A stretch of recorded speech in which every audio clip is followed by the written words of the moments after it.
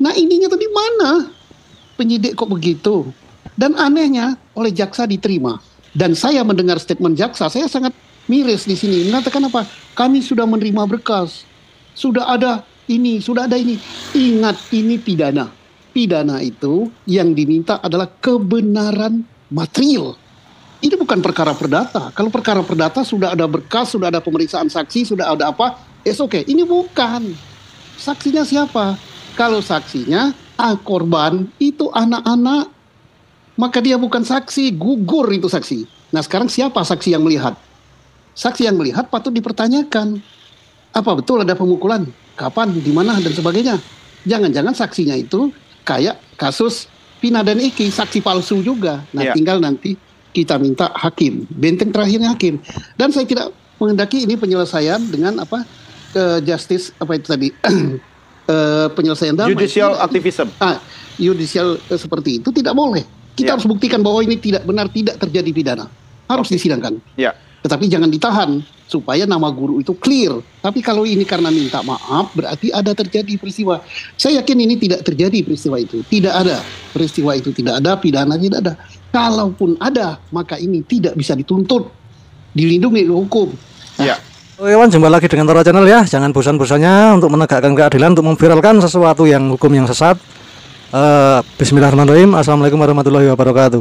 Oke, kali ini kita simak ya pernyataan ya dari Pak Susno Dwaji, yang beliau adalah mantan jenderal di Bareskrim Mabes Polri, dan tentunya pengetahuan masalah hukum sangat luar biasa dan di luar kepala ya.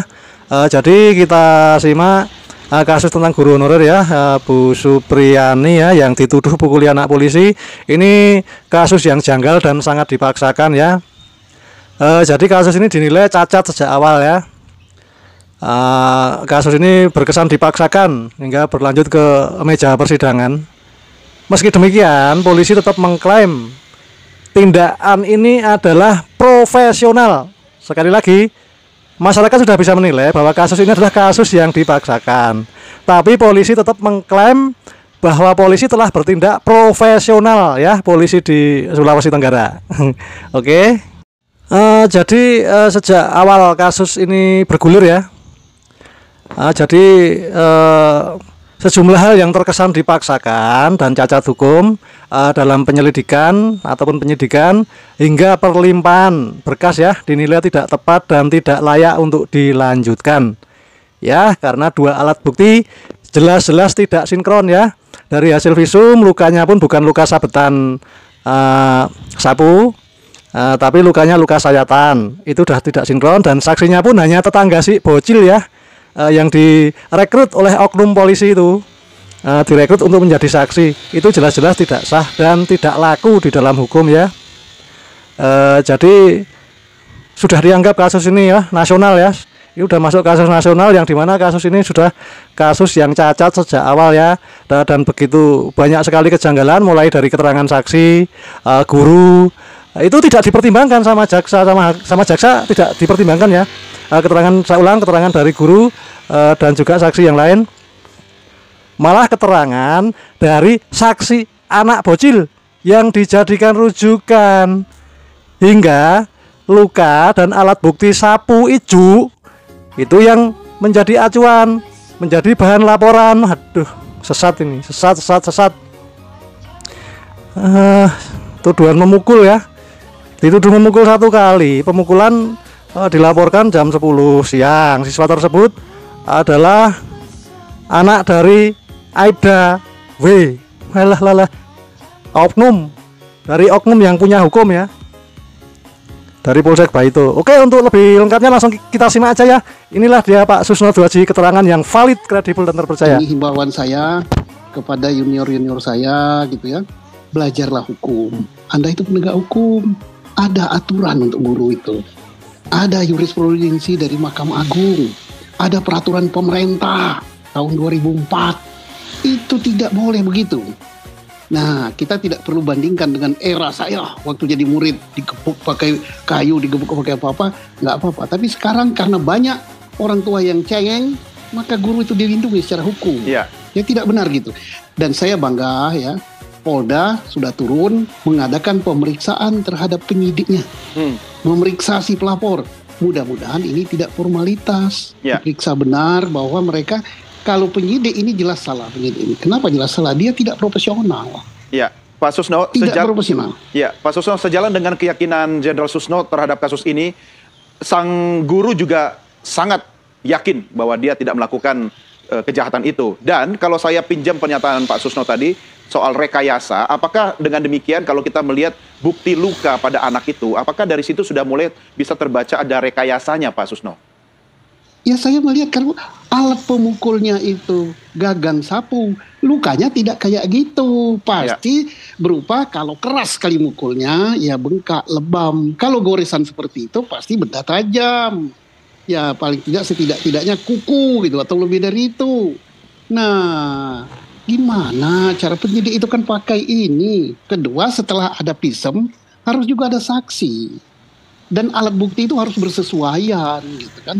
Nah, mengapa begitu? Karena kata guru, guru itu kata Bu siapa Supriyani, dia katakan bahwa dia dipaksa untuk mengakui itu. Ya. Lah kok terjadi lagi penyidikan dengan cara mengejar pengakuan? Sedih saya. Ya, Kasus mau Vina tidak mau belum Pak Susno, selesai. kita selalu ingat lagi dengan kasus Vina ya, karena mirip-mirip Iya. ya. Ya mirip-mirip seperti itu. Seperti ada rekayasa saksi, rekayasa alat bukti. Nah, inilah yang kita sedih. Padahal Presiden Prabowo mengatakan ingin menegakkan hukum yang benar dan berkeadilan. Nah, ini tantangan berat bagi Pak Prabowo. Dan Ya. tantangan berat. Dan ini Pak Prabowo udah begitu. Tergantung bagaimana Kapolrinya, bagaimana Jaksa Agungnya, bagaimana Ketua Mahkamah Agungnya dengan jajarannya gitu. Ya, Kalau udah tahu begini. baik. Pak Susno, ini kan Ya. sekarang sudah di meja pengadilan, artinya sekarang bola ada di tangan hakim. Lalu tidak mungkin juga kita kembalikan kepada polisi dalam kondisi sekarang bola ada di tangan hakim. Apa yang bisa Anda sampaikan kepada penegak hukum kita, khususnya pada saat persidangan sudah berlanjut, hari ini sudah ada sidang dan nanti akan ada sidang berikutnya, Pak Susno? Saya mohon hakimnya lebih cerdas gitu ya, betul-betul hakim pidana yang pintar masalah hukum dan mengetahui dan logikanya berjalan gitu. Jangan sampai hakimnya model hakim Surabaya yang ditangkap itu 3 orang gitu ya. Iya. Dan jangan sampai juga model hakim-hakim yang belum apa-apa minta gaji naik itu ya. Nah, mudah-mudahan hakim yang ini hakim betul-betul yang menjaga marwah peradilan. Kita boleh saja mengoreksi hakim karena hakim itu milik kita, yang gaji kita. Mereka digaji dari pajak kita, mereka digaji dari kekayaan negara yang milik rakyat gitu. Termasuk polisi Kita juga kan, Pak? Iya dong, karena ini berawal dari polisi dan polisi itu institusi saya. Saya bisa begini karena polisi. Saya tidak mau institusi saya dikotori oleh oknum-oknum yang kayak gini, Iya. yang cengeng gitu, anaknya baru dicubit gitu aja kalau benar ya, tapi nyatanya tidak benar gitu. Ya. Dan mohon juga kepada pimpinan Polri menindak gitu, pelaku-pelaku supaya Polri itu bersih gitu. Udah bosan lah. Walaupun bukan berarti saya ini bersih kayak malaikat, ya tidak. Tapi setidak-tidaknya lebih baik. Kita cari malaikat nggak ada di dunia ini. Tapi tolonglah gitu diperbaiki. Ya, baik Pak Susno, memang kalau kita dari perspektif orang tua, tentu orang tua mana yang tidak akan diam ketika melihat anaknya mengalami, dalam tanda petik saya lagi ya, karena kita bukan hakim, ada bekas luka yang dalam seperti itu. Tetapi kan ini adalah tantangan bagi pengadilan untuk membuktikan apakah benar itu luka yang diakibatkan oleh penganiayaan oleh guru. Jangan-jangan bukan guru, atau bahkan mungkin, ini asumsi ya Pak Susno, luka itu malah didapatkan dari rumah sang anak sendiri. Iya bisa jadi, karena pertama ya, ibu guru itu mengakukan katanya, itu bukan murid saya, satu. Ya. Kedua, saya tidak melakukan itu. Berarti dia menolak. Kemudian saya dipaksa dituduh melakukan itu, mengakui.